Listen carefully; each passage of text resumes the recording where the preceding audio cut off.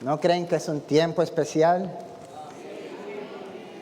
El año pasado fue un tiempo especial y sentimos que este año también.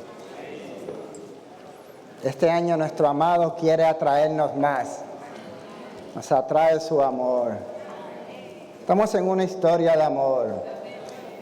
De hecho, la Biblia en sí mismo es un romance. En el sentido más puro y santo. ¿Y saben quién es el varón de este romance? Es Dios. Aunque Él es divino, Él quiere ser el varón de este romance. Por eso pasó por un largo proceso hasta llegar a ser este Cristo que es el novio. Ahora, ¿quién es la novia? La novia es este ente corporativo que Él creó. El ser humano colectivo que Él creó, que también pasa por un largo proceso hasta llegar a ser la novia. Este ente es la mujer que va a llegar a ser la novia. Y cuando uno ve toda la Biblia, en la Biblia vemos un romance. Miren qué tremendo. El primer libro es Génesis. Y en el capítulo 1 vemos la creación. Pero ¿para qué Él nos creó? En el capítulo 2 vemos un matrimonio. Así que el propósito de la creación es obtener un complemento. El ser humano fue creado con el propósito de tener un complemento. Dios en sí mismo estaba solo en la eternidad, pero Él es un enamorado. Tiene un corazón lleno de amor. Y Él nos creó según su ser. Él nos creó para que le amemos. Para que llevemos juntos una historia de amor. Así que en Génesis, el propósito de la creación es que Él quiere tener un complemento. Y cuando uno ve el resto de los libros en el Antiguo Testamento, vemos el deseo que está en Él. El deseo es Él ser el esposo y tener una esposa. Miren qué tremendo. Cuando uno va allí a Isaías 54:5 dice, porque tu hacedor es tu marido. El que nos creó para él ser nuestro marido. Qué tremendo, ¿verdad? Y en Ezequiel 16:8 menciona, entonces pasé yo junto a ti y te miré. Y he aquí que tu tiempo era tiempo de amores. Quiere tener amores. Así que su deseo al ver los libros del Antiguo Testamento es este. Él desea ser el esposo y que ella sea su esposa. Y en Cantares vemos cómo Él quiere que sea esta relación. En Génesis vemos su propósito, que es el complemento. En el resto de los libros del Antiguo Testamento vemos que Él quiere ser el esposo y tener una esposa. Y en Cantares vemos cómo Él quiere que sea esta relación. Y Él quiere que esta relación sea una llena de amores. Atráeme y en pos de ti correremos. Que me bese con los besos de tu boca. Méteme allí, lugares secretos, en las cámaras secretas. Pero luego llegamos al Nuevo Testamento. Y algunos consideran el Nuevo Testamento y consideran, Él es el Salvador, Él viene como el Cordero. Pero se habían fijado que en cada uno de los 4 libros, de los 4 evangelios, Él viene como el novio. Así que en el Antiguo Testamento está su deseo y en el Nuevo Testamento Cristo vino como el novio. Y en el capítulo 3 de Juan, Él viene como el novio para obtener su novia. Y miren qué tremendo esto. En Juan 3:29 dice, el que tiene el novio es la novia. ¿Ah? El que tiene la novia es el novio. ¿Cuál es el contexto del capítulo 3 de Juan? ¿Habían considerado eso? El contexto de ese capítulo es la regeneración. La regeneración es que además de la vida humana, adquirimos la vida divina. En Juan 3:3 dice que hay que nacer de nuevo. ¿Cómo vamos a nacer de nuevo? Ya nacimos de nuestros padres, pero queremos adquirir una nueva vida. Y la regeneración en el capítulo 3 tiene el propósito de producir la novia. Todos aquellos que son creyentes son parte de la novia. No sé que usted se sienta, yo soy muy bajo. Mi vida humana es muy baja. No se preocupe, por medio de recibir la vida divina y la naturaleza divina, que es la vida más elevada, usted llega a ser parte de la novia. De hecho, esta mañana, si alguno no es parte de la novia, solo tiene que recibirlo a él. Solo tiene que decir, Señor, yo te recibo. Querido novio, te recibo. Te recibo como mi vida. Para ser parte de tu novia. Así que eso vemos en los evangelios. Luego en las epístolas nos muestra y nos compara el esposo y la esposa con Cristo y la iglesia. En Efesios 5, de momento está hablando de marido, de las esposas, y al final dice, esto es un gran misterio. Pero yo digo esto en cuanto a Cristo y la iglesia. Y luego, al final de la Biblia, en Apocalipsis, capítulo 19, vemos que Él viene. La primera vez Él vino para producir la novia. La segunda vez Él viene para recibir la novia preparada. No es suficiente ser producido como la novia. Queremos prepararnos como la novia. Y en el capítulo 19 allí menciona que hay una boda. Y luego, por 1000 años, estaremos de luna de miel. Y al final, los capítulos 21 y 22 de Apocalipsis, ¿qué vemos allí? La consumación de toda la Biblia. Un romance universal. Allí veremos una pareja, un matrimonio por la eternidad. ¿Lo ven? Toda la Biblia es un romance. Fuimos creados como su complemento. Cuando fuimos regenerados, fuimos producidos como la novia. Y ahora en esta era, todos los creyentes, en esta era, es la era de galanteo, es la era de preparación. Y todos podemos llegar a prepararnos. Pero, aunque todos fuimos preparados, solo aquellos, aunque fuimos producidos, solo aquellos que se hayan preparado podrán ser parte de la novia cuando Él venga. Y en la eternidad, todos los creyentes llegarán a ser la esposa. Qué tremendo, ¿verdad? Esta es la Biblia. Y esta puede ser nuestra historia. Y la carga en esta mañana es este asunto. ¿Cómo nos preparamos para llegar a ser la novia? Ya fuimos producidos como la novia. ¿Cómo nos preparamos? Y aunque la novia es un ente colectivo, nuestra decisión personal tiene mucho que ver. Amén. Con esta introducción podemos ir al bosquejo. Leamos todos el tema de este bosquejo. La novia. Y esperemos que también sea nuestra meta. Leamos el 1 Romanos.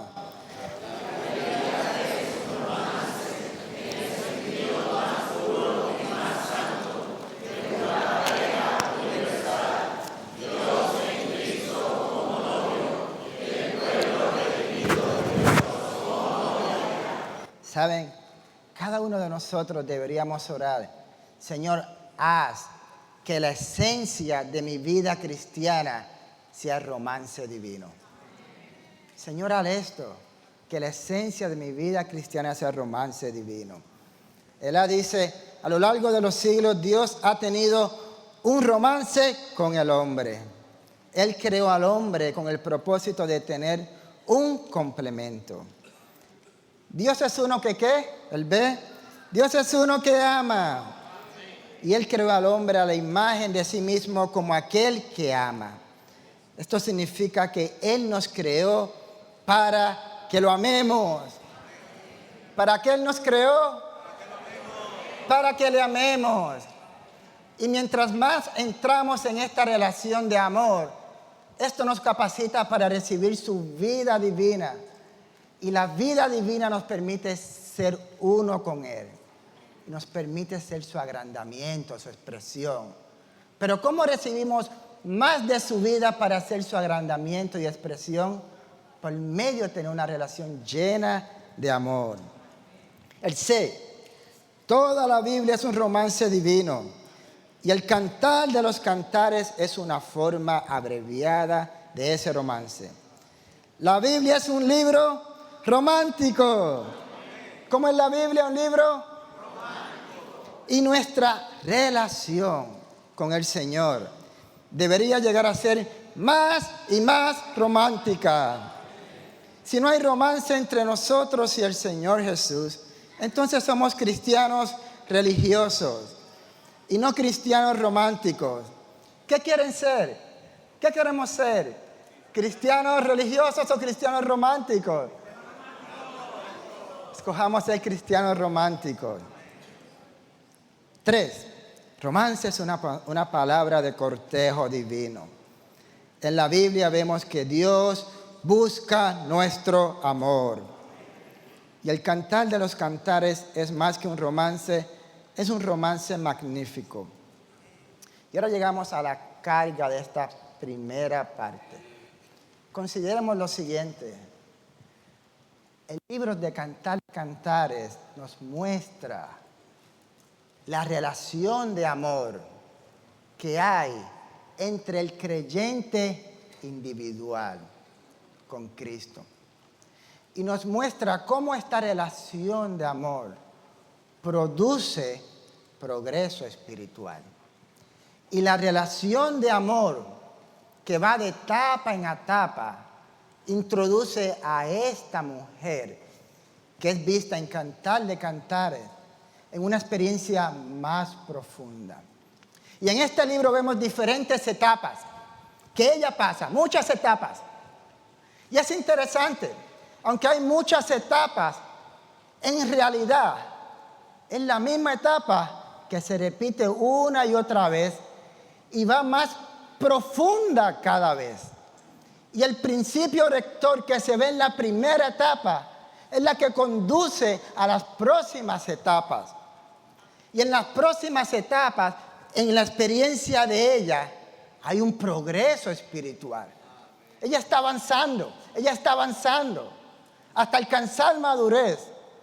Pero su progreso espiritual y lo que la lleva de etapa en etapa se basa en la primera etapa. Y la primera etapa es la búsqueda que ella tiene. La búsqueda que ella tiene de su amado. Ella anhela tener una relación personal. Ella anhela tener una relación afectuosa, una relación privada, una relación espiritual. En ella está eso. Y cuando ella avanza de etapa en etapa, hay en ella una insatisfacción que produce que ella quiera buscarlo a Él con más anhelos, con más ahínco. Y esta búsqueda produce el progreso espiritual en ella. Cuando uno ve la relación de ella, la relación que ella tiene con su amado, ella está desesperada por Él.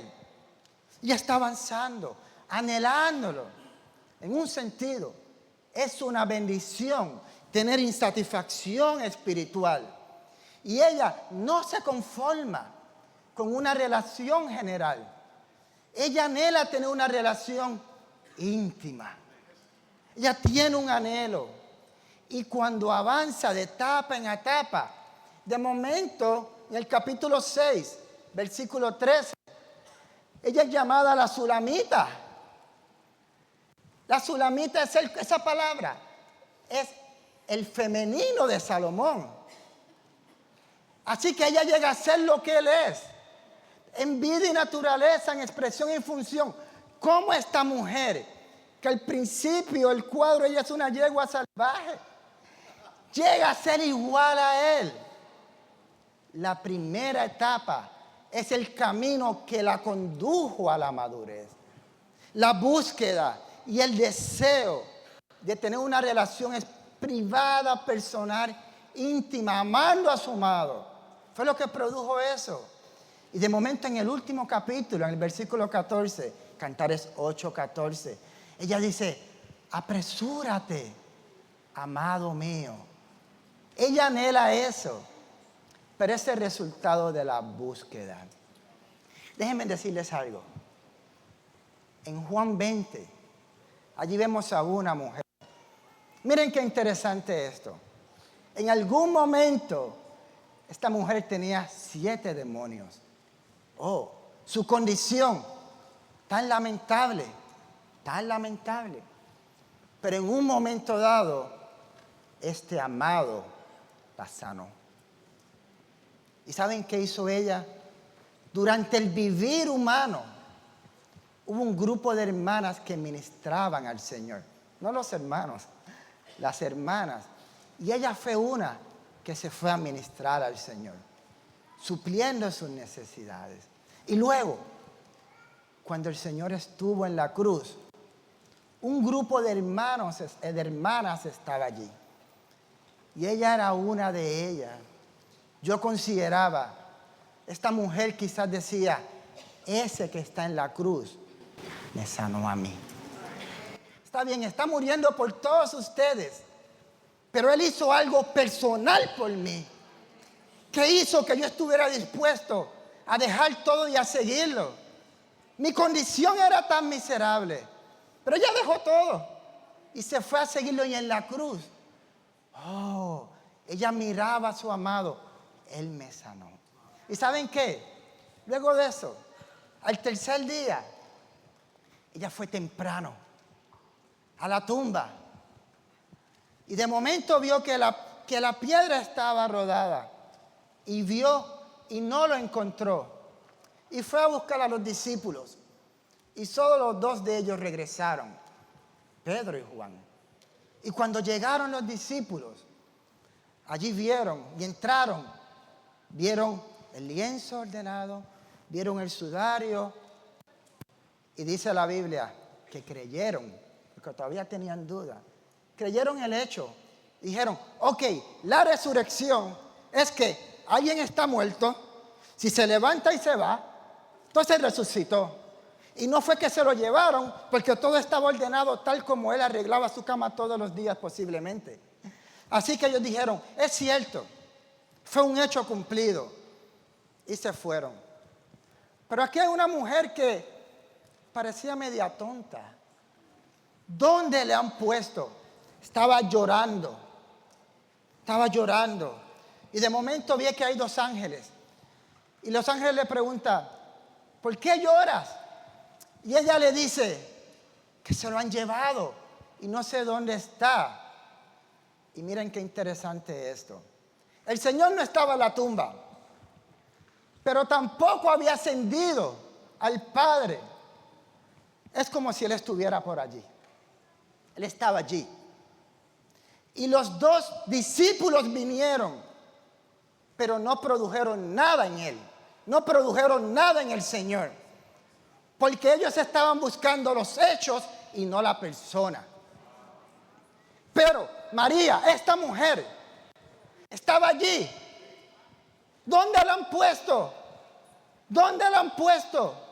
Y eso obligó al Señor que se detuviera su viaje al Padre y le dijera: mujer, ¿qué buscas? Y ella al principio no lo reconoce. De hecho, ella no dice: ¿qué buscas? Él no dice: ¿qué buscas? Él dice: ¿por qué lloras? ¿A quién buscas? Él sabía que la pregunta no era ¿qué buscas? Él sabía que ella no estaba buscando hechos. Él le pregunta: ¿a quién buscas? ¿A quién buscas? ¿Cuál debe ser nuestra pregunta en toda nuestra historia humana? ¿A quién buscas? La preparación de la novia envuelve esta pregunta: ¿a quién estoy buscando? Una mujer que su condición era tan terrible. Pero no se quedó en su condición, sino que buscó a esta persona. Esta mujer tuvo las primicias de la resurrección. Los discípulos solo conocieron los hechos. Pero esta persona, esta mujer se dio cuenta, la resurrección es una persona. Yo lo quiero a él. Yo no sé si a ustedes les ha ocurrido. A lo largo de la vida conocemos muchas cosas, aún de la Biblia. Pero todavía nuestra vida es así como, no me sabe. Y yo conozco muchas cosas porque estamos por los hechos. ¿Cuánto necesitamos ir en pos de la persona?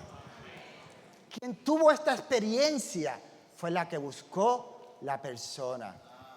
En Cantares 3:1 menciona, busqué al que ama mi alma. ¿Qué debemos hacer? Buscar a esta persona.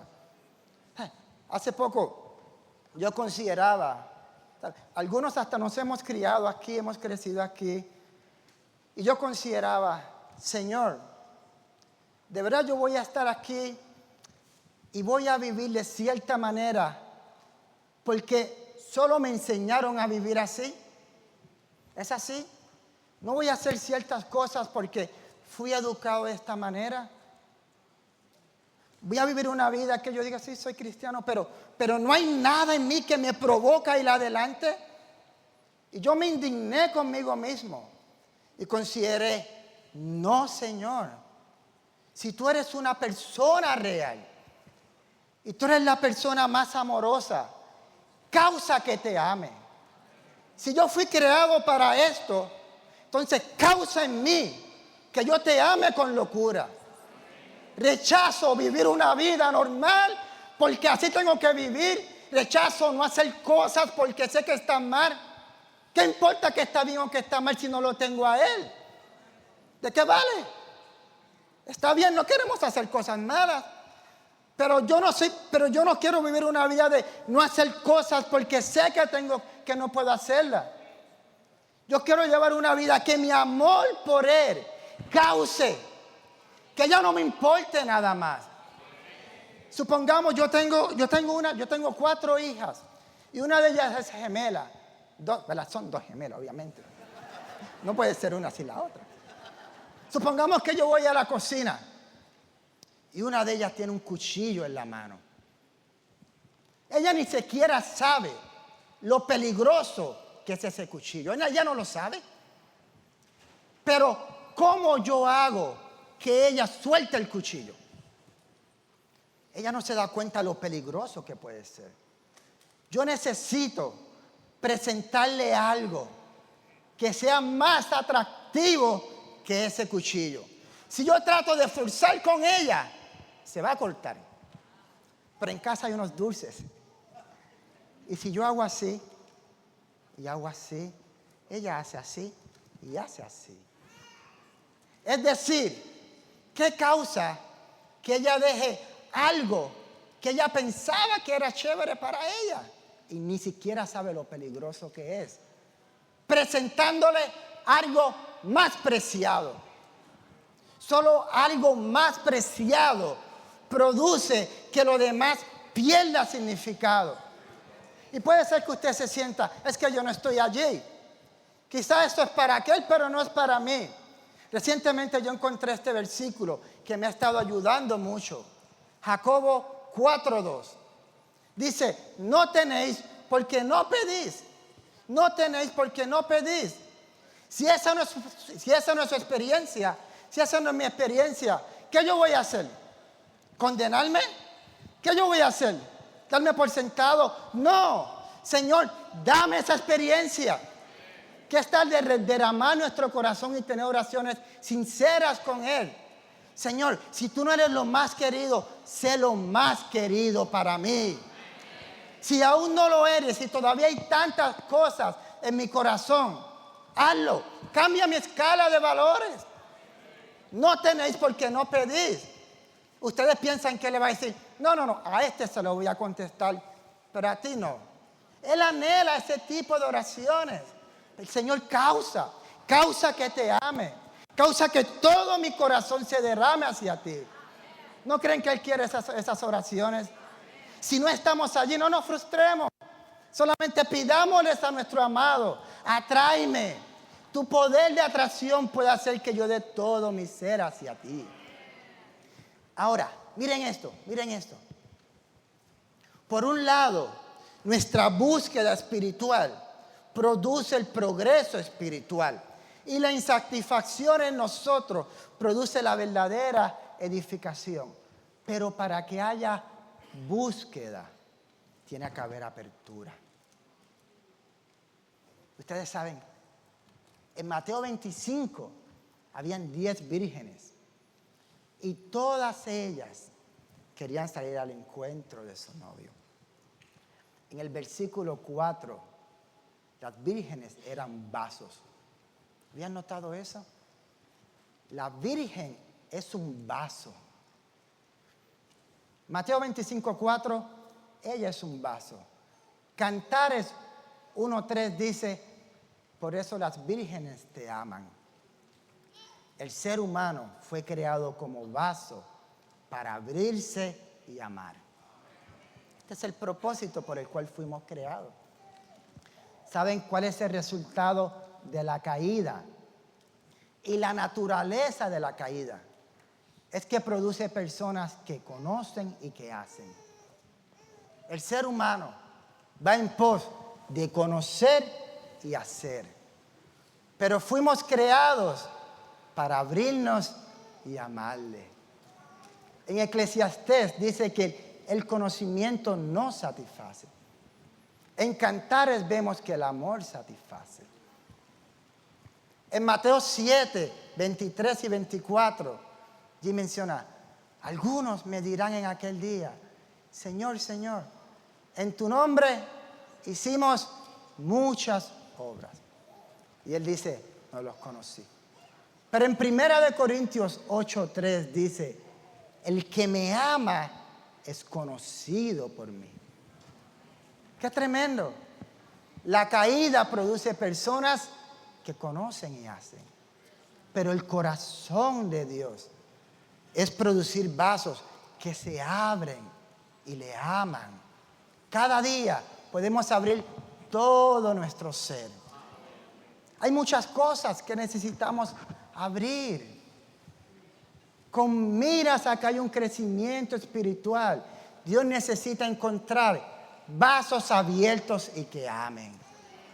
Abrirle nuestros pensamientos, abrirle nuestros sentimientos, abrirle nuestro deseo. Ahora, miren esta botella. Si yo la abro, eso está bien, pero todavía está llena. ¿Qué necesito hacer con esta botella para echar algo más? Vaciarla. Así que no es suficiente solo amarlo y abrirnos. Necesitamos vaciarnos. Hay tantas cosas en nuestro ser que nos están llenando. Y en ocasiones el Señor permite circunstancias, aún crisis, para ponernos en una pared, para que no tengamos más nada que hacer, más que vaciarnos.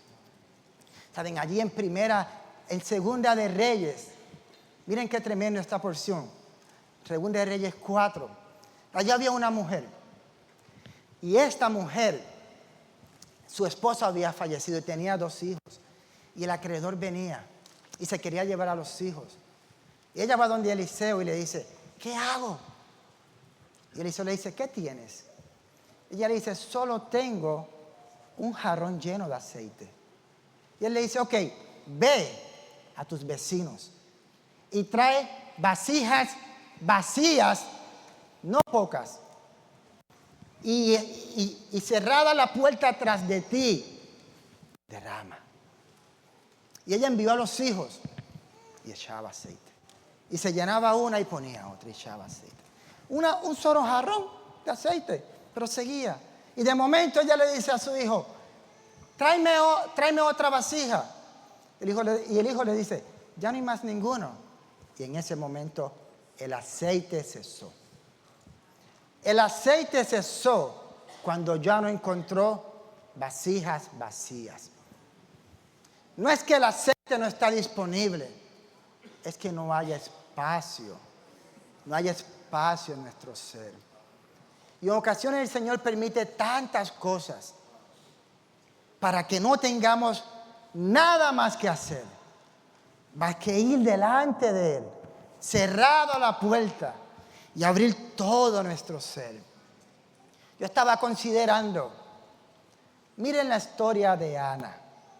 Miren qué tremendo. Ana, la mamá de Samuel, primera de Samuel capítulo 1. Penina ¿cómo se llama él? Elcana. Cada año subía a ofrecer, ¿verdad?, sacrificios. Iba con Penina y con Ana. Iba con Penina y con los hijos e hijas de Penina. Pero Ana no tenía hijos.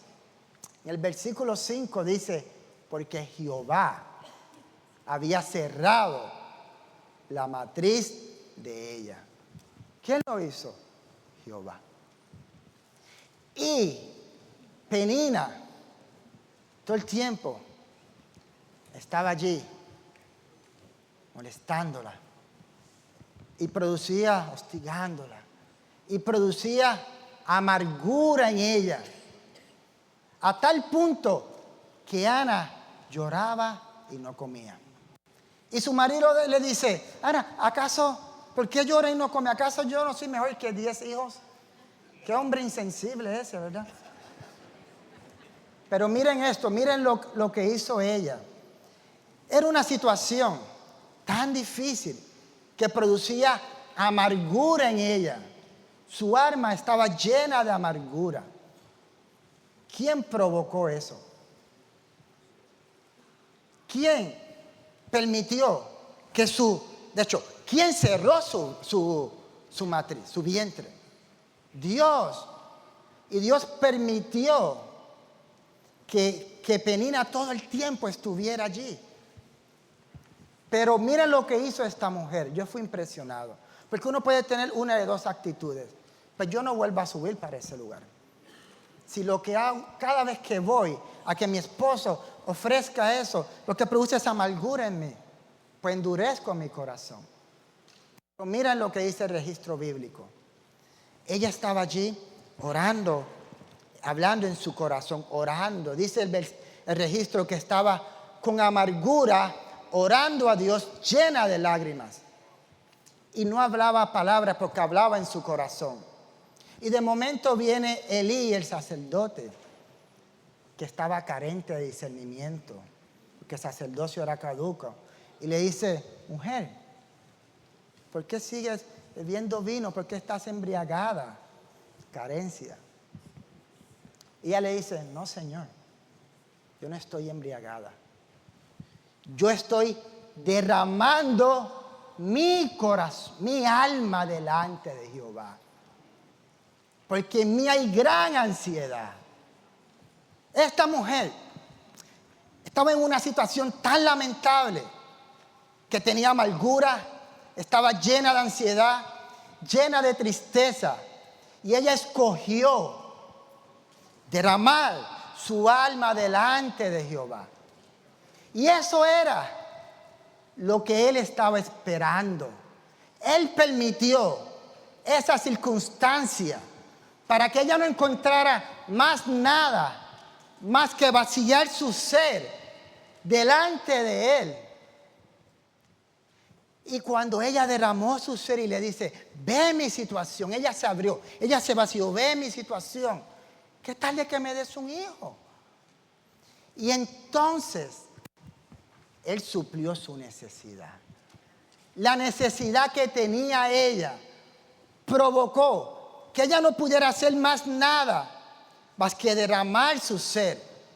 Y una vez ella derramó su ser y produjo las oraciones sinceras, Dios contestó su oración y suplió su necesidad.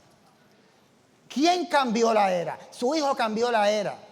Yo diría esta mañana, Un alma derramada cambió la era. Uno no se da cuenta, quizás pasamos por muchas circunstancias que el Señor permite en su soberanía. Y en ocasiones no tenemos que hacer más nada más que, Señor, yo abro todo mi ser. Yo quizás no entiendo la situación, pero yo quiero vaciarme, quiero entregarte esta situación. Señor, ven y llena mi necesidad. Él está esperando eso. Cada situación son diseñadas para producir la apertura en nuestro ser. Y cada situación son permitidas como parte de la preparación de la novia. En Romanos 8, del 26 al 29, allí menciona que el Espíritu está orando. Está orando. Y la oración del Espíritu, que es para conformarnos a su imagen. La conformación a la imagen es la madurez, es la preparación de la novia. Causa que Dios el Padre en su soberanía permita muchas cosas. Y el versículo dice, todas las cosas cooperan para bien. Para los que conforme a sus propósitos son llamados. ¿Cuál es el propósito por el cual hemos sido llamados? Que seamos su novia preparada. Pero en nuestra experiencia, que cada circunstancia provista por el Dios soberano cooperen para bien o no, depende de qué. ¿Cómo comienza ese versículo? Romanos 8, 28. Mas lo que aman a Dios, todas las cosas. El factor que produce que las cosas que Dios permite en su soberanía para preparar la novia en nuestra experiencia cooperen para bien o no, depende de nuestro amor. No depende de que entendamos la situación. Depende de que vengamos a Él como un vaso abierto y vacío. Puede ser que usted pase por algo que usted se sienta, no entiendo, Señor, pero aquí estoy, te abro mi corazón, derramo mi alma delante de ti. Señor, ven, te amo aunque no entienda. Ustedes saben, déjenme, no se preocupen, estamos bien en el tiempo, ¿ok? Están conmigo, ¿verdad? Déjenme contarles una experiencia personal. Yo creo que todos hemos pasado por diferentes situaciones. Y la mía es una como la que ha pasado a ustedes. Solo quiero contársela. En algún momento, yo pasé por una situación, mi familia, mi esposa y yo, una situación compleja con una de nuestras hijas. Que en mi experiencia, yo me sentía impotente. Recuerdo un día hubo que llevar a mi hija al hospital por cierta situación. Fue una situación para nosotros compleja. De hecho, hubo que entubarla, luego llevarla a intensivo. Estuvo allí unos días. Una situación que quizá uno no entiende quizás, pero que produce impotencia en uno. Que uno se sienta, Señor, aquí estoy. Y yo recuerdo, hermanos, que por un lado yo me sentía, somos miembros en el cuerpo, así que tengo que abrirme a los hermanos. Y les pedí a los hermanos, estamos pasando por esto. Oren. Nuestra hija está así, aún no despierta, lo que fuera. Luego vamos a tener que llevarla a intensivo de un hospital a otro. Oren. Y yo recuerdo, hermano, yo sentía cuando estaba en intensivo con ella, honestamente yo sentía como si hubieran cientos de santos conmigo allí. Pero, y esto es lo que quiero mencionar, pero una amada hermana que yo la considero como mi madre, me mandó un mensaje que yo sentí que fue mi camino para atravesar ese tramo. Yo sentí que las oraciones de los santos me sostuvieron. Pero yo sentí que el mensaje que envió mi hermana me dio un camino para cómo atravesar. Y yo solo quiero leerles esto. Y luego sigo leyendo el bosquejo. Y luego mi hermano continúa hablando. Les leo. Y esto fue parte de lo que ella me envió.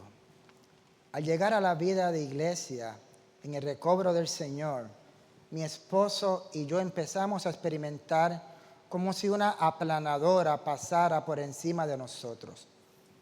Muchas situaciones difíciles empezaron a sucedernos, pero una de las más difíciles fue cuando a mi esposo le dio su primera convulsión. Y luego de unos cuantos años, le repitieron por diferentes razones. Así empecé a aprender a hacer oraciones de batalla. Y una de las lecciones más prominentes en mi vida cristiana. Dios me habló contestando mis conversaciones con Él, argumentando con coraje por las convulsiones de mi esposo. Porque Él permitía que Satanás tocara hacia el cuerpo de un hijo suyo. Le dije, ¿no vas a hacer nada? ¿Vas a dejar que el enemigo se burle de nosotros? La respuesta del Señor fue, la gracia sea con todos los que aman a nuestro Señor Jesucristo en incorruptibilidad. Efesios 6:24. Y leí las notas y supe, y esto es lo que ella me está escribiendo. 1, en nuestro caso, el Señor no lo sanará. El Señor me dijo que ese problema lo resolvería en aquel día al final. 2, que lo que derrota a Satanás no era que Él lo sanara o no, sino que mi amor por Él permaneciera intacto. El amor al Señor en incorruptibilidad. Eso es lo que produce daño y pérdida al enemigo. En ese momento empecé a gritar, Señor Jesús, te amo. Muchas veces. Y sentí en la esfera espiritual que algo se liberó, que algo se deshizo y fue liberada. Nunca más hablé con el Señor de ese asunto. Supe que el Señor estaba a cargo. Yo sentí, hermanos, que las oraciones de los santos nos suministraron. Las palabras de mi hermana fue un camino para mí. Yo siento, hermanos, cada circunstancia es provista por Él. Para que le amemos, nos vaciemos y nos abramos. Y le demos el terreno. Y hay algo en Él que va a suplir nuestra necesidad. Él solo está esperando cada día. Y en Él está lo que necesitamos. Mi carencia es la oportunidad para que Él suministre lo que necesita. Y cada vez que Él se suministra a mí, por mi apertura, más la novia está siendo preparada. Ahora, yo creo que podemos leer lo que falta del bosquejo. Amén. Lo que amamos es aquello en lo cual todo nuestro corazón, incluso todo nuestro ser, está puesto y es aquello que ocupa nuestro corazón y lo posee. 1, todos juntos.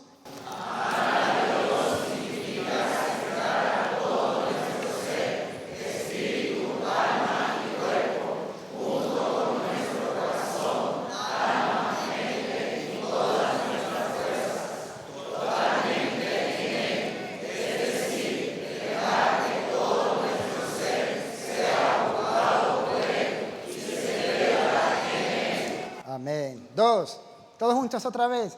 Amar al Señor Jesús consiste en apreciarlo, dirigir nuestro ser hacia Él, abrirnos a Él, disfrutarlo, darle a Él en primer lugar, ser uno con Él, vivirlo. Amén. Leo lo que queda. Apocalipsis 19, 7 al 9. Devela a Cristo como novio. Y esto lo cubrimos.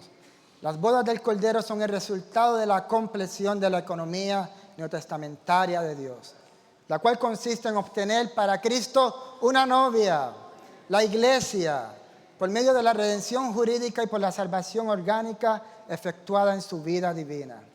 La novia de Cristo mencionada en Apocalipsis 19 está compuesta de todos los santos vencedores. Todos los vencedores serán la nueva Jerusalén, como la novia de Cristo por 1000 años, en su etapa inicial y fresca. Finalmente, todos los creyentes se unirán a los vencedores para llevar la nueva Jerusalén a su consumación y completarla en plenitud como esposa de Cristo en el cielo nuevo y la tierra nueva por la eternidad. En esta era de preparación, todo lo dispuesto por Él es parte de nuestra preparación. De nuestro lado, seamos esto, como vasos abiertos, que nos damos para amarlo, abrirnos a Él, derramar todo nuestro ser y vaciarnos a Él. Diariamente hay algo de Él que suple mi necesidad y que me prepara como la novia. ¿Qué tal si cantamos ahora el himno 324? Pongámonos en pie y cantemos el himno 324. Y nuestro hermano continúa.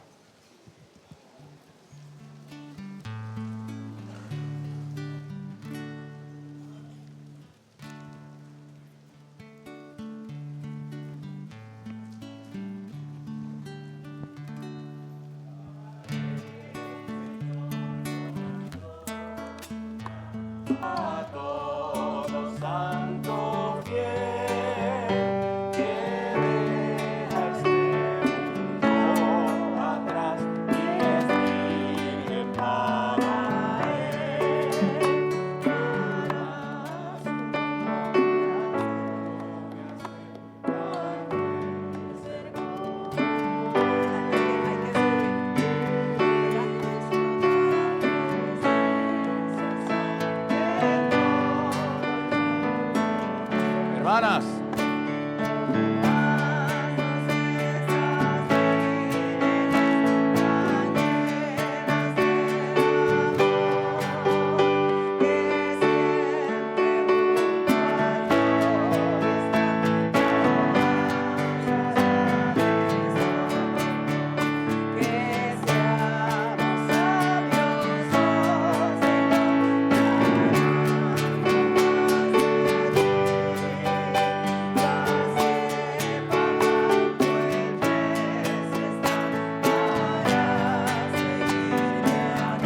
Hermanos y las hermanas alaban.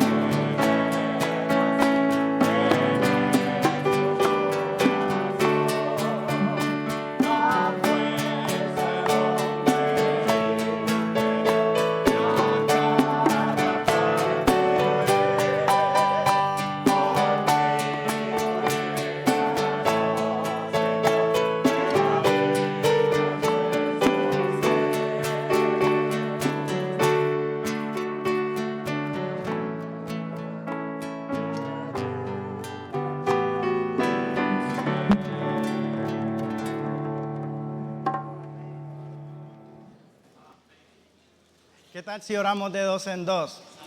Quizás es una buena oportunidad para devolverle al Señor lo que escuchamos. Amén.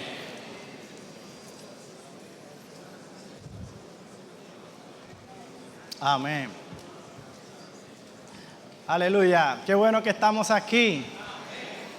Aprecio que el novio está preparando la novia.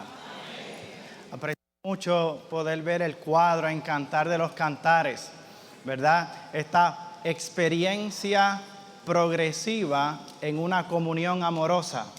Y hay una comunión amorosa porque es de parte del Señor a nosotros y de parte de nosotros al Señor. Y aprecio que es una comunión amorosa, llena de amor. Y es en esa comunión amorosa que hay una experiencia progresiva, en la cual somos llevados de una yegua salvaje a una sulamita, que es el femenino de Salomón, dígase, una réplica exacta del novio. Aleluya. Así que en esta experiencia, en esta comunión amorosa, donde Él nos ama y nosotros le amamos, es que progresamos. Y un punto que aprecio es que es una relación personal, ¿verdad? Y el hecho de que sea personal es que nadie ni nada puede reemplazarnos. Nadie puede comer por mí, nadie puede respirar por mí. Yo soy responsable de comer, yo soy responsable de respirar por mí mismo. Y en nuestra relación con el Señor es igual. La novia es corporativa, pero esta relación con el amado es personal, ¿verdad? Incluso este asunto de que sea personal involucra no esconderle nada. A veces, Señor, ¿cómo es esto? ¿Verdad? De relacionarnos con Él y progresar en esta comunión amorosa. Pero es muy precioso. Dios es omnisciente. Él lo conoce todo. Él sabe lo que pensamos, Él sabe lo que sentimos, Él sabe lo que deseamos. Pero en esta relación amorosa con el Señor no es insignificante nosotros decirle lo que ya Él sabe, ¿verdad? Decirle, Señor, me siento así, Señor, estoy en esta situación, porque en esa relación personal es que se desarrolla. Así que aunque Él es omnisciente y Él sabe todas las cosas, no es insignificante decirle cómo nos sentimos, incluso las heridas que tenemos. A Él le gusta escucharlo. En principio, nuestro amado Señor no está allí para juzgarnos. Cada vez que nosotros le hablamos a Él, es una apertura mediante la cual Él puede entrar y no juzgarnos, sanarnos, suministrarnos y pastorearnos. Su pastoreo es amoroso, su pastoreo es tierno. Yo digo tierno y siempre pienso en una abuelita. El pastoreo de Él es tierno y todo inclusivo. Dígase, satisface todas nuestras necesidades. Y otro punto que apreciaba antes de entrar en el número Romano 3 de este bosquejo es que, ¿saben?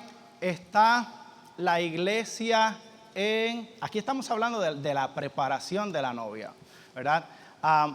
Y por un lado está en Apocalipsis, habla de la iglesia en Éfeso. Y la iglesia en Éfeso es una iglesia, si uno la mira, poderosa, ¿verdad? Pero en principio, el Señor no está buscando una iglesia poderosa.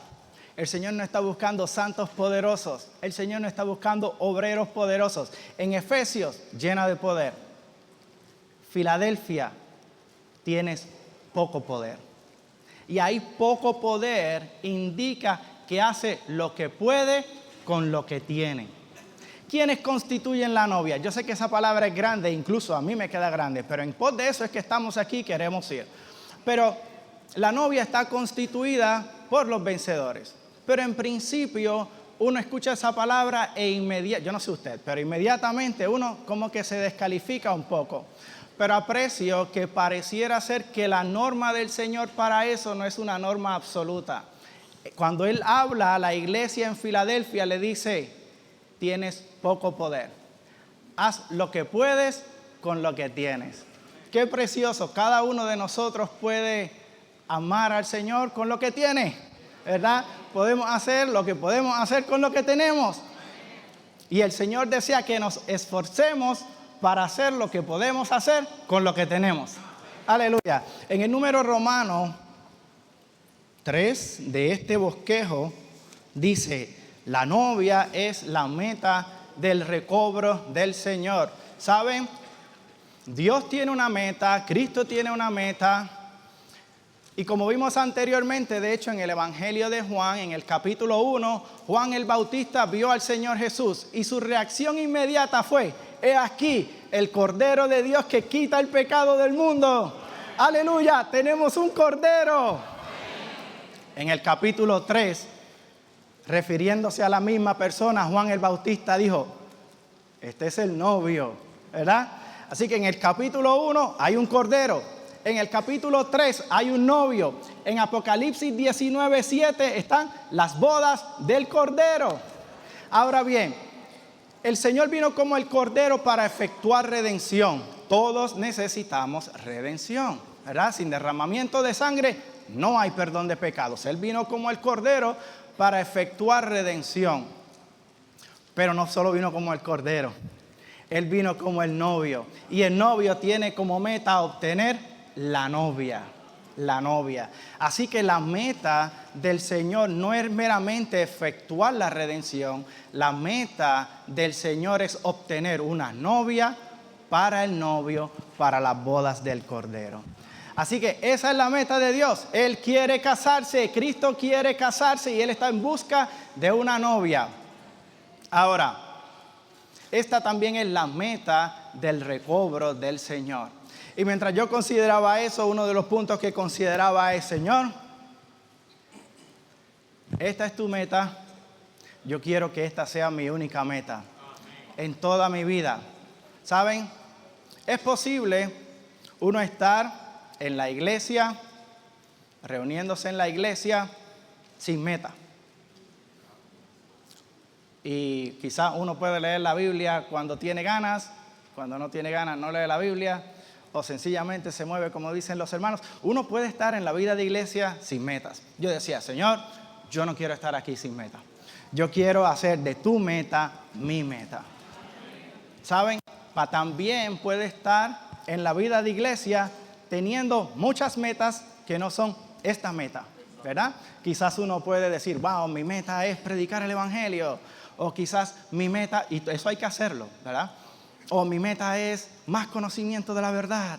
O mi meta es leer toda la Biblia este año. Son metas preciosas. Pero Señor, queremos que nuestra única meta sea la preparación de la novia. Saben, yo consideraba, imagínense que en el próximo enero una hermana se casa. Aunque ella se casa en enero y estamos en octubre, ¿cierto? Ella va a ir a trabajar, ella va a levantarse, ella va a hacer desayuno, ella va a ir a trabajar, ella quizás sale del trabajo, hace compras, va al beauty, va al gimnasio, tiene que hacer todas las cosas que le corresponde hacer a una persona normal, ¿verdad? Pero de seguro que mientras ella va a trabajar, mientras ella va al gimnasio, ella administra sus finanzas, hace todo lo que tiene que hacer, ella está consciente del día de su boda. Mientras ella hace todo lo que tiene que hacer, ella lo hace con miras a la preparación del día de la boda. Y en principio, ese es el anhelo que yo decía: Señor, yo tengo que vivir una vida normal. Yo tengo que hacer todo lo que hay que hacer propio de la vida humana. Pero Señor, yo quiero hacer de tu meta mi meta. Aún, Señor, que en mi vida diaria, mientras ocurren todas las cosas normales, yo esté consciente de que yo vivo y existo con miras a la preparación de ese gran día, de la novia. Así que yo me di cuenta: Señor, yo necesito ser preparado. Y en ese particular también consideraba: Señor, que aún tú seas la meta de mi tiempo personal con el Señor. ¿Saben? En nuestro tiempo con el Señor ciertamente era nuestro Redentor. Nosotros pecamos a diario y cada día necesitamos una fresca aplicación de su sangre preciosa. Pero apreciaba y oraba: Señor, aún en mi tiempo personal con el Señor. ¿Saben? Muchas cosas pasan en nuestro tiempo. Algunas cosas uno puede entrar en la palabra, puede escuchar los archivos radiales y no tocar al Señor. O quizás sí está tocando al Señor. Pero el enemigo es bien sutil. Al menos yo me di cuenta de esto y salí de eso un poco por medio de la comunión en el cuerpo. Pero ¿saben? Uno fracasa, al otro día se levanta, toca al Señor, tiene comunión con el Señor. En la comunión el Señor trae luz y todas las cosas son expuestas. oh Señor, yo soy un pecador. Y está bien confesar nuestros pecados, pero muchas veces el enemigo quiere mantenernos allí, dardo tras dardo, para que no salgamos de allí. Es decir, oh Señor, yo soy tan malo. Señor, aplica tu sangre. Señor, otra vez, tú sabes que yo soy malo. Por un lado, sí es crucial la aplicación de la preciosa sangre de Cristo, pero para ser preparados como la novia necesitamos tener amores con el novio. Amén. Aleluya. Así que esta sea la meta de nuestra vida. El apóstol Pablo en Primera de Timoteo, en Segunda de Timoteo 1:9, él dijo que nos llamó, nos salvó y nos llamó según su propósito.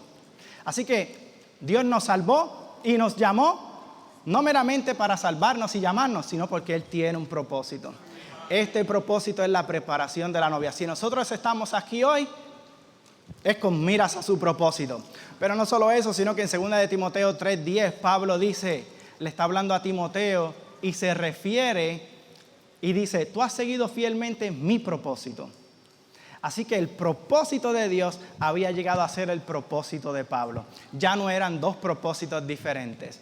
Así que, Señor, tomamos tu meta como nuestra meta. Ok, en el número 3 Romanos, ¿qué tal si lo leemos? La novia es la meta del recobro del Señor. Y aquí vamos a estar enfocados principalmente en 3 versículos. ¿Qué tal si leemos todos juntos el A? Han llegado las bodas del Cordero. 1. Al comienzo de su evangelio, Juan habla sobre el Cordero y el novio.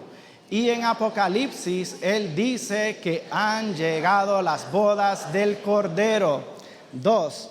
Después del arrebatamiento de la mayoría de los santos y del juicio en el tribunal de Cristo, para la entrega de la recompensa, los eventos que acontecen inmediatamente después deberían incluir las bodas del Cordero. A y B.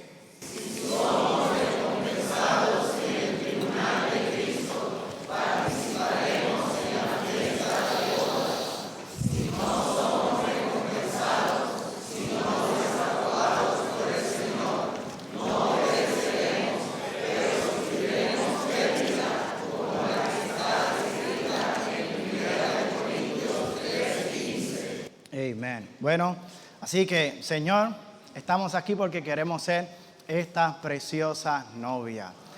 Y como ahorita hablaron, la función principal de la novia no es hacer muchas cosas.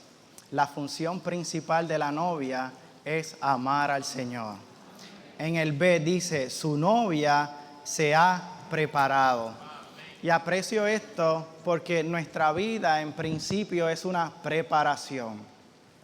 Y la pregunta quizás es, ¿cómo se ve la novia? ¿Cómo se ve la novia? ¿Saben? Quiero invertir al menos 5 minutos en este punto. La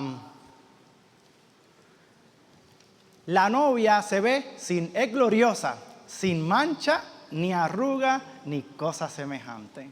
Entonces, la novia es hermosa, es bella. Como la novia es embellecida. La novia es embellecida por medio de que Cristo, quien es hermoso y bello, se forje en nosotros. Cuando Cristo, quien es hermoso, se forja en nosotros, ese Cristo llega a ser nuestra belleza, nuestra hermosura. Y aprecio mucho en Cantares 4, el Señor está alabando la belleza de la amada. Pero si uno mira allí, la belleza de la amada son aspectos de este Cristo. En Efesios 5, 25, 26 y 27. Es muy precioso. En el versículo 25 dice que Él se entregó a sí mismo por la iglesia. Mira, Él es el Redentor, se entregó por la iglesia. En el versículo 27 dice, a fin de presentársela a sí mismo, una iglesia gloriosa, que no tenga mancha, ni defecto, ni cosa semejante. Ahora bien, ¿cómo esta iglesia que Él compró puede llegar a ser gloriosa? Yo no sé, ¿verdad? ¿Acaso no tenemos manchas? ¿Acaso no tenemos arrugas? ¿Cómo estas pueden ser quitadas? ¿Cómo podemos ser embellecidos? Entre el versículo 25 y el versículo 27 está el versículo 26. Y el 26 habla del lavamiento del agua en la palabra. Así que nosotros somos embellecidos por medio del lavamiento del agua en la palabra, que quita todas las manchas, quita todas las arrugas, incluso todas las cicatrices.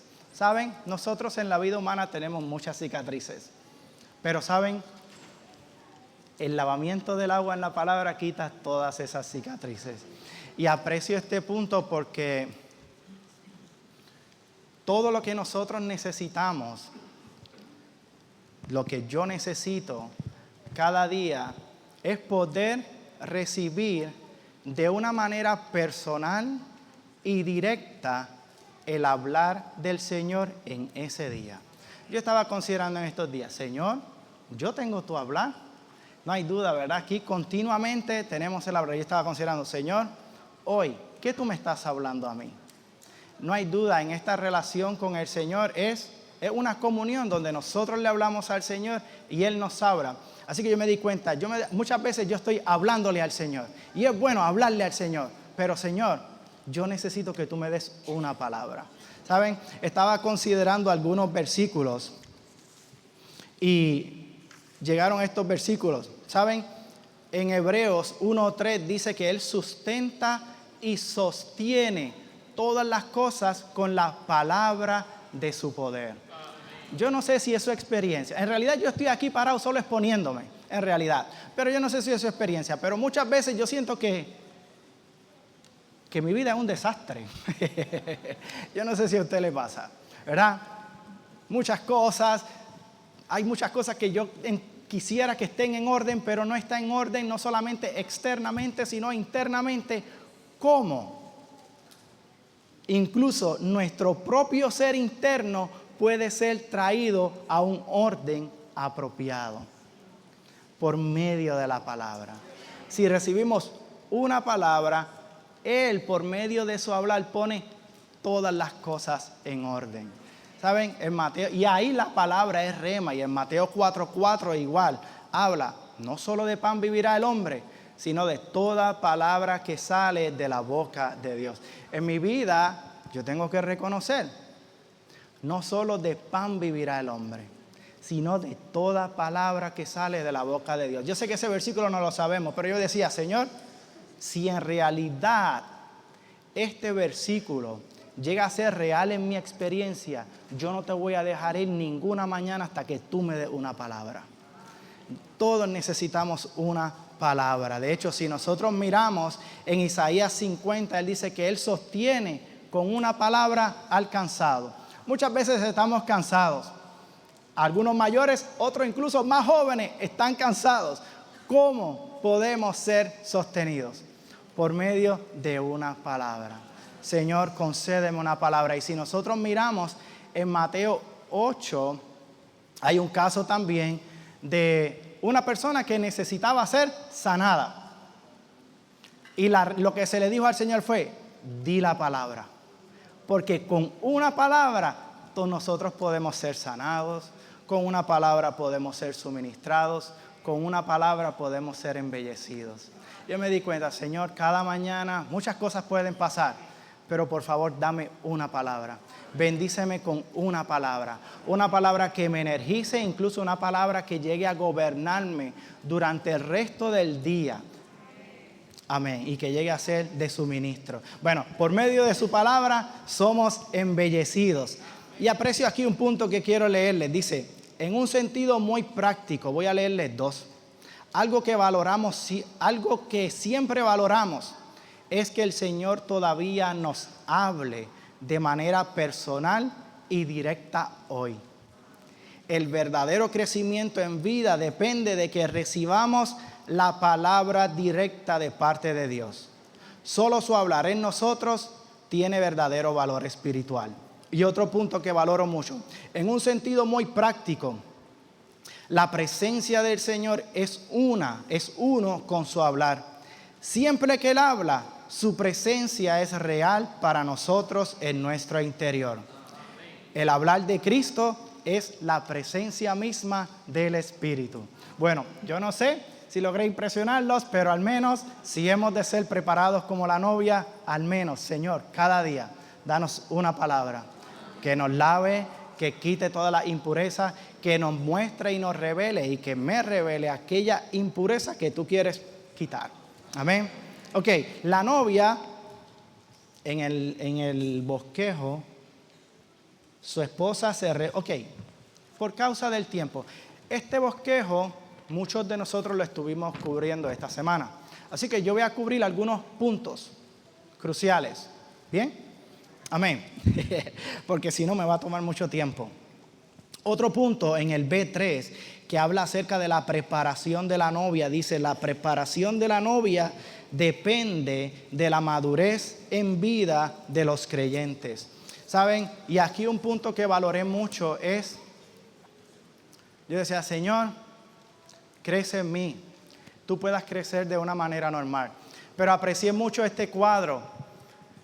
Cuando el apóstol Pablo habla a los corintios, en el capítulo 3, él se dirige a ellos y él les dice debido a que no son hombres espirituales, no pudo darles alimento sólido, sino que tuvo que darles leche porque eran niños, espiritualmente eran niños. Y si uno lee esa porción y otra porción más adelante, uno puede darse cuenta que el apóstol Pablo parece que consideraba que en ese momento los santos en Corinto debían haber alcanzado cierto nivel de madurez, pero no la habían alcanzado. Si nosotros consideramos desde el momento en el que el apóstol Pablo alcanzó a los corintios con el evangelio en su segundo viaje ministerial, hasta que él escribió esta epístola, esta carta a los corintios en su tercer viaje ministerial, no pasó mucho tiempo. En realidad, posiblemente menos de 10 años, yo creo que como unos 5 años. Así que el apóstol Pablo consideraba que en 5 años, una persona que había recibido al Señor tendría cierta madurez espiritual o la suficiente madurez espiritual para poder comer alimento sólido, ¿verdad? Un bebé se le da leche, pero no toda la vida come el bebé leche, ¿verdad? Él bebe leche hasta que come alimento sólido y después puede comer leche, pero su fuente principal de nutrición es comida sólida. Esa era la situación en que se encontraban los corintios. Y yo me di cuenta, Señor, yo hace 20 y pico de años que recibí al Señor. ¿Cuánto tú has crecido en mí? Si se supone que esta vida, sabemos que hay ciertos niveles de madurez, ¿verdad? Un joven de 25 años puede ser maduro en esa etapa. Un hermano de 80 años puede ser maduro en esa etapa. Pero ambos en su etapa donde están pueden alcanzar cierto nivel de madurez. Y yo consideraba, Señor, yo llevo ciertos años en la vida de iglesia. ¿Cuánta madurez hay en mí? No hay duda, lo dejé ahí, todavía estoy en esa con el Señor. Pero en cierto sentido sí me di cuenta, no estoy donde se supone que esté.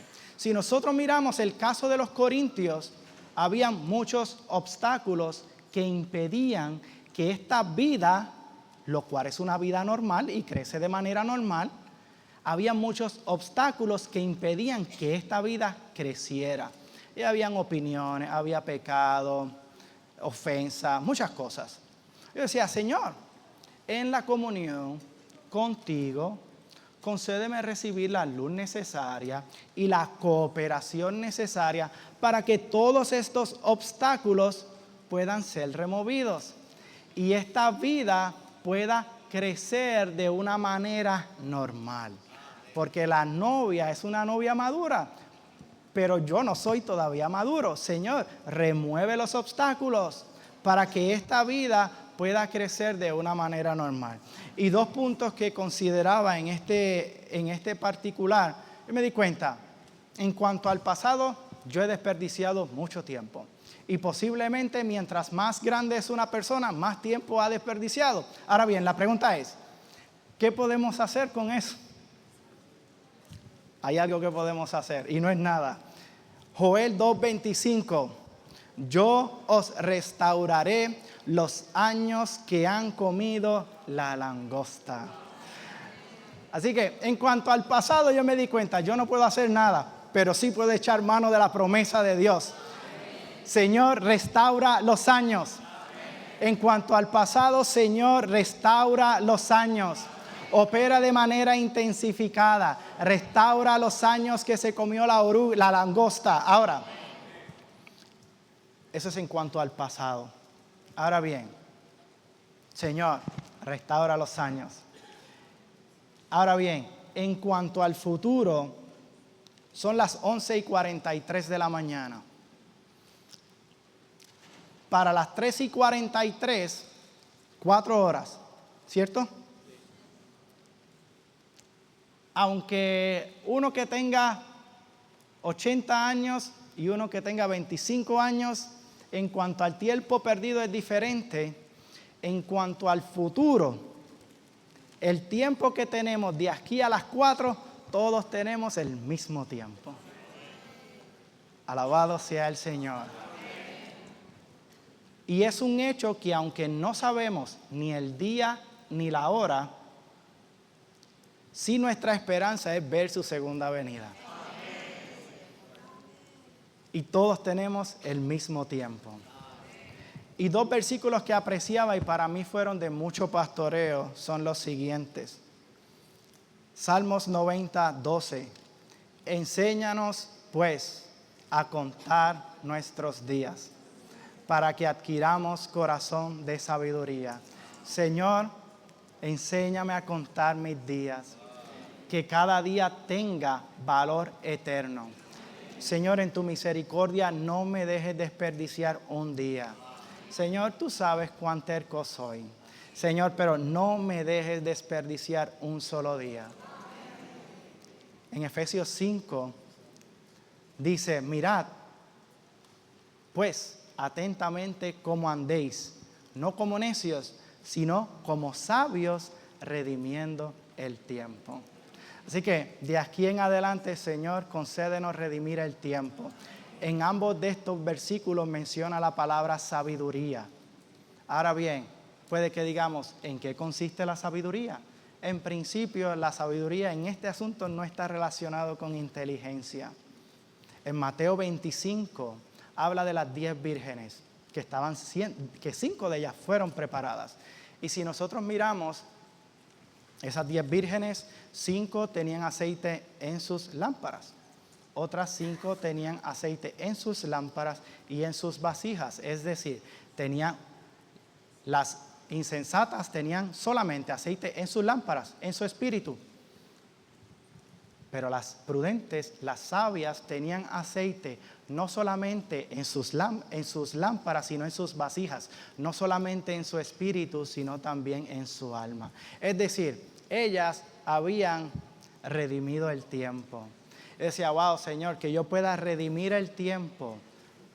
Es decir, echar mano de esta sabiduría para ser preparado, para ser lleno de aceite. De hecho, si nosotros miramos en Mateo 25:10, dice, 25:10, dice, pero mientras ellas iban a comprar, las insensatas fueron a comprar, no redimieron el tiempo, fueron a comprar.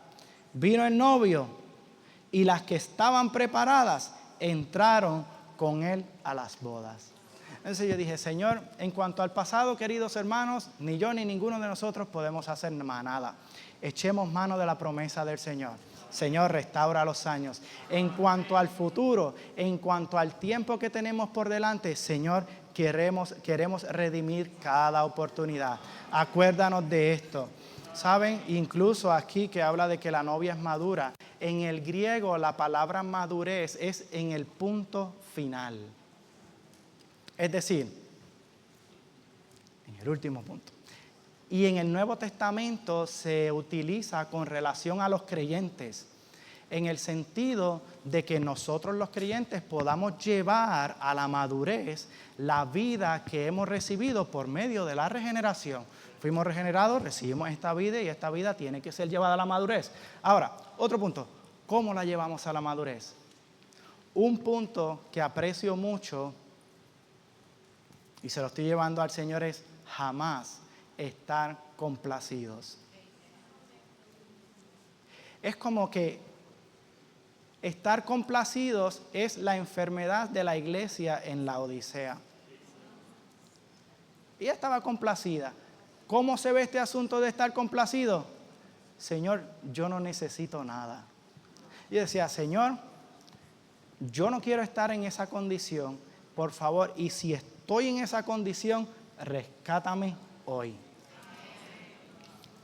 Porque este sentimiento de complacencia detiene nuestro progreso espiritual, ¿verdad? Y es posible uno estar complacido por cosas del pasado. Incluso quizá yo me di cuenta, si mi meta no es esta meta y mi meta es esta otra cosa, es posible que en el transcurso de mi vida yo lo obtenga y esté complacido.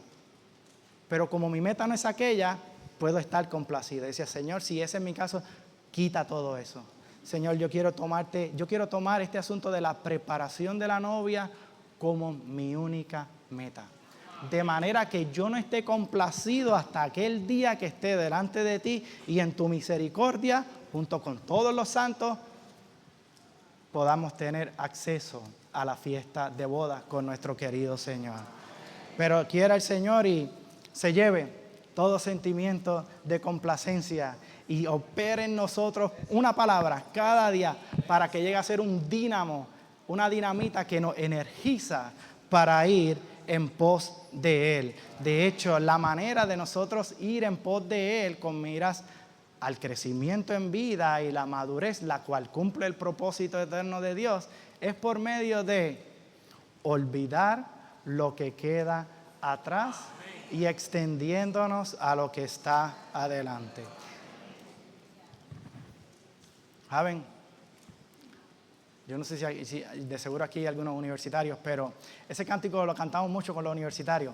Pero la realidad del caso es que cuando recibimos luz y olvidamos lo que queda atrás y nos extendemos a lo que está adelante, usted va a dar eco, pero es como un avivamiento, ¿verdad? Yo no sé si ha sido su experiencia, pero cada vez que uno recibe luz del Señor y olvida lo que queda atrás, no solamente los fracasos, sino todo el Cristo que a uno ha ganado. El apóstol Pablo ganó muchas cosas. En el libro de Filipenses, el apóstol Pablo ganó muchas cosas. Pero después se dio cuenta, todas estas cosas que yo gané, lo que son un impedimento para yo ir en pos de Cristo. E inmediatamente resolvió el asunto. Estimo todas las cosas como pérdida por la excelencia del conocimiento de Cristo Jesús, mi Señor, por amor del cual lo he perdido todo y lo tengo por basura para ganar a Cristo. Esa era la actitud del apóstol Pablo. De hecho, podemos ver el apóstol Pablo en Hechos 9, ¿quién eres, Señor? 20 y pico de años después, aproximadamente unos 28 años después, consideró todas las cosas como pérdida a fin de conocerle. Al final de sus días, él pudo decir, yo sé en quién he creído. Pero su vida no fue una en la cual él estuvo complacido, sino que estuvo corriendo en pos del Señor todos sus días. Otro punto, hermanos. De hecho, esa era la meta del ministerio del apóstol Pablo. Si nosotros miramos, la meta de su ministerio era presentar perfecto en Cristo a todo hombre. Pero su ministerio consistía en ministrar a Cristo para presentar perfecto en Cristo a todo hombre. Y otro puntito que quisiera mencionar aquí, no voy a entrar mucho, pero sí creo que es bueno. ¿Saben? Este caso de Jacob, para mí es precioso. Jacob sino la mitad del libro de Génesis habla de Jacob. En Génesis 27 se ve un suplantador. Jacob engañaba a todos. Génesis 37, un hombre transformado. Génesis 47, al final, un hombre maduro. ¿Cómo un suplantador puede llegar a ser un hombre maduro? ¿Saben? El prerequisito para la madurez es un crecimiento espiritual continuo. Yo decía, Señor, cada día quiero crecer. Señor, yo no quiero haber crecido bien los primeros 10 años de mi vida cristiana y ahora no crecer. Señor, yo quiero crecer de continuo. Cada día dame la porción de crecimiento. Jacob era un suplantador. Después llegó a ser un hombre maduro. De hecho, no solamente un hombre maduro, sino que fue uno que pudo bendecir. ¿Cómo Jacob pudo llegar a ser un hombre maduro? Aprecio mucho que la madurez cumple el propósito eterno de Dios. Y esta consiste en que la vida divina se imparta en nosotros vez tras vez. Un poquito hoy, un poquito mañana, una impartición continua. Ahora bien, muchas veces, como vimos, uno está lleno de muchas cosas. Y el Señor, el Dios soberano, tiene que hacer el arreglo de muchos asuntos, personas y cosas para poder vaciarnos. Y que entonces Él tenga la capacidad para llenarnos. En el caso de Jacob, él tuvo que perder a José, el tesoro de su corazón, para ensanchar. ¿Saben?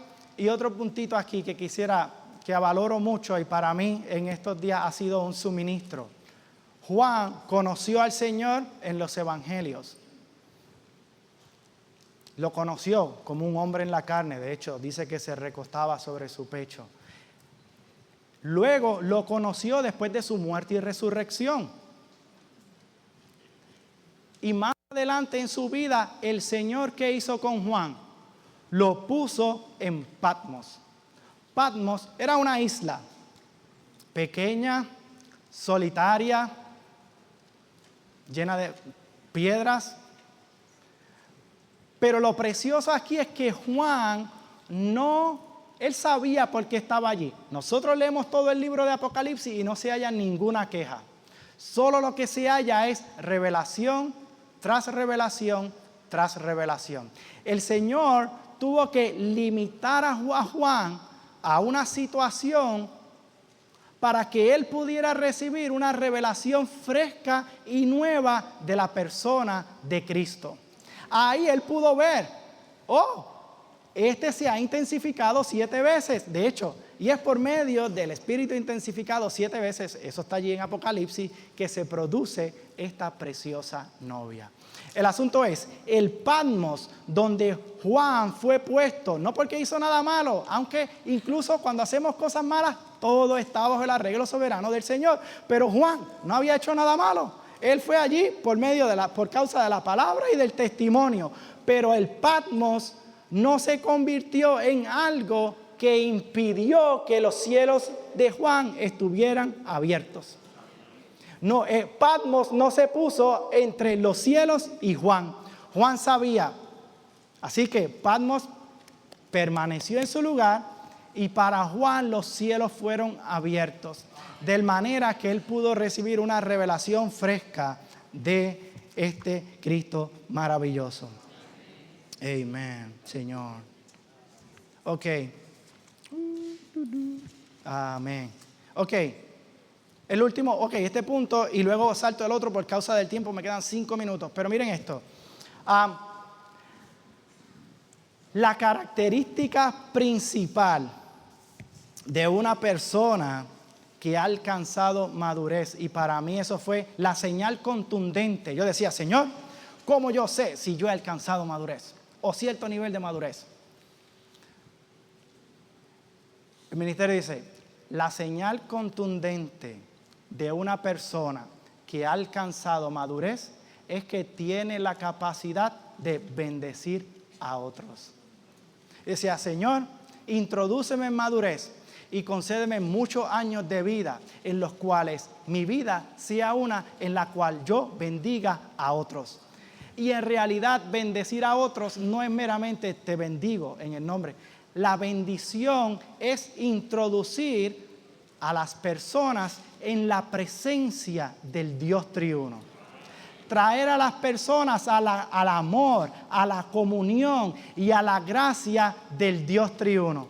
Yo no sé, uno está por ahí por la calle y uno tiene contacto con muchas personas y uno se da cuenta, incluso entre nosotros cuando nos abrimos uno se da cuenta, a veces está teniendo, esta persona lo que necesita es ser introducido a la presencia de Dios. Pero les pregunto, a veces no nos hemos sentido, ¿cómo? Yo me di cuenta, Señor, para ser un Jacob, no un suplantador, no meramente una persona transformada, ¿verdad? La transformación es un cambio metabólico en nuestra vida natural.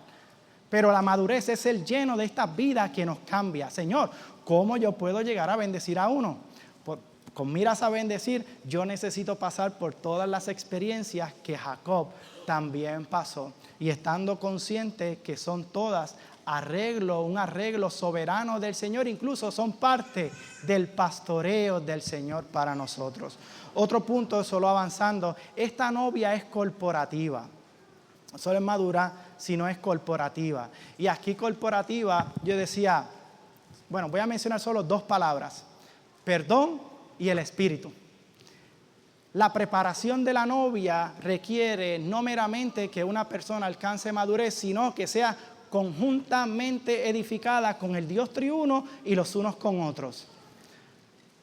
¿Verdad? Muchos materiales son puestos en un terreno, pero si todos los materiales están puestos en un terreno, solo hay materiales.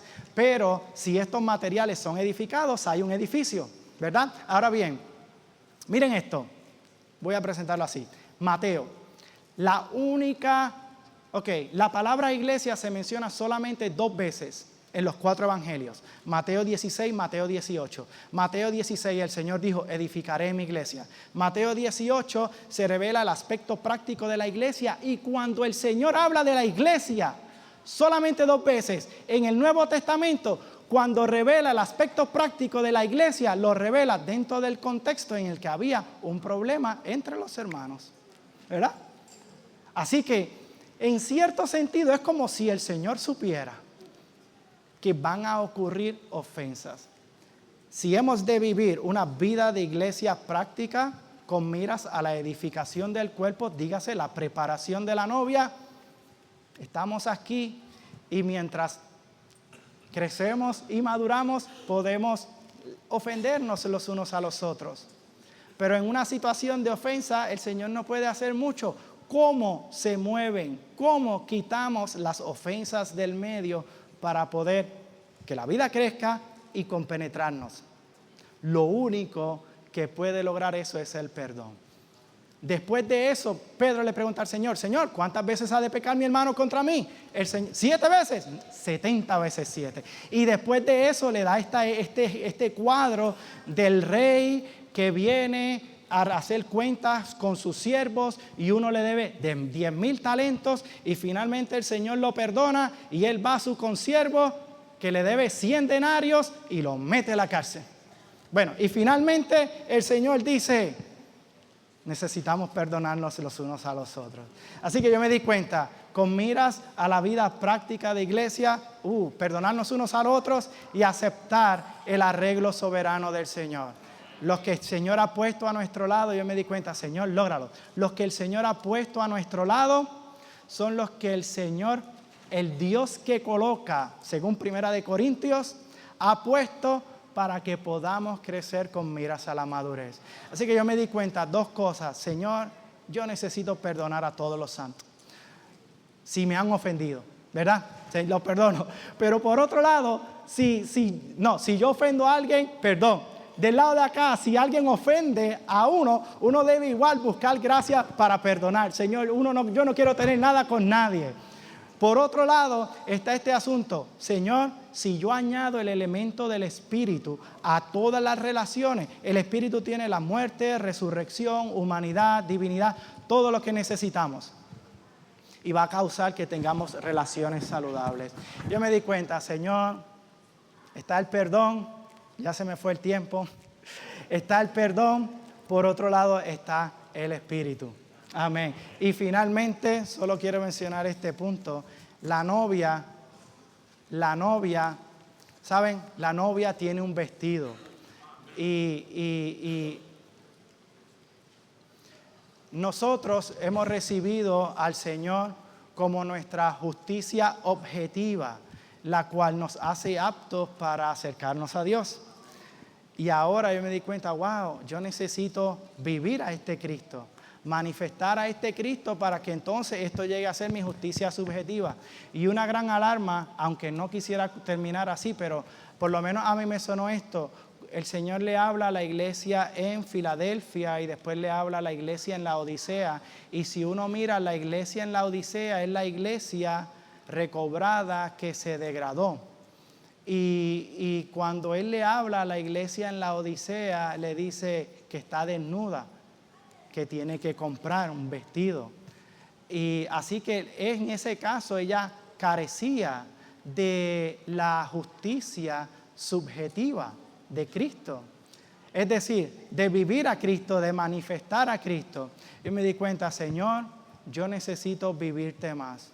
Y aprecio mucho el mensaje 1 del pasado estudio de cristalización que hablaba de una vida sin afanes. Saben, el Señor nos pone en situaciones y viene la ansiedad. El enemigo pone ansiedad. Y esa ansiedad aniquila la vida que nosotros vivimos, ¿verdad? Para vivir a Cristo. Pero la manera es, mientras más comunión, más se imparte el Dios de paz y la paz de Dios. Y este Dios de paz y la paz de Dios contrarresta esta ansiedad. Y me di cuenta, la manera de vivir a Cristo es, yo necesito aprender a hablar con el Señor, ¿verdad? Incluso cuando se habla del arrebatamiento, de que uno está en el campo y el otro en el molino, es normal, vamos a estar cuidando de las cosas humanas, pero Señor, mientras yo cuido de todas las cosas humanas, yo quiero hablar contigo, yo quiero abrirme a ti, yo quiero abrirme cómo me siento. Amén. Disculpen, hermanos, no pude terminar de leer el bosquejo, pero que el Señor nos siga preparando como su novia. Quizás podemos orar de 2 en 2.